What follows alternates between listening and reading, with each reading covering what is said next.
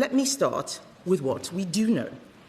We know the Prime Minister personally appointed Peter Mandelson to be our ambassador to the United States. We know that Mandelson had a close relationship with a convicted paedophile. We know that he had concerning links with Russia and China, links that had already raised red flags.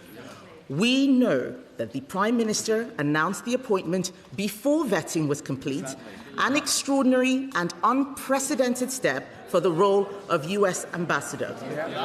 The Prime Minister says that it was usual for this because it was a political appointment. So I will remind him and the rest of the Labour front bench who are heckling that Peter Mandelson was a politician who had been sacked twice from government for lying. That meant he should have gone through the full security process. And we also know, finally, Mr. Speaker, that when Peter Mandelson failed the security vetting, he was allowed to continue in the role with access to top-secret intelligence and security information. This is up to those mistakes that shows the character of a leader.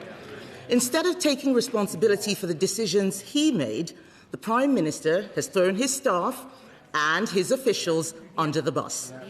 This is a man who once said, "I will carry the can for the mistakes of any organisation I lead."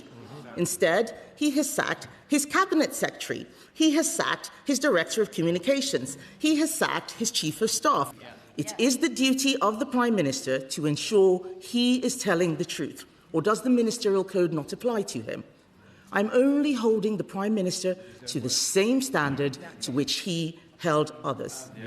On the 26th of January 2022, the Right Honourable Gentleman said to a previous Prime Minister at this dispatch box, if he misled the House, he must resign.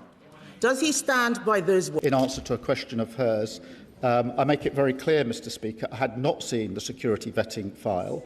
I did not know that UK SV... The question asked me about vetting. I knew about the due diligence, and that's why I put before the House what I knew about the due diligence in relation to Epstein. The question asked me about vetting, and I knew what the due diligence has said, and therefore I told the House.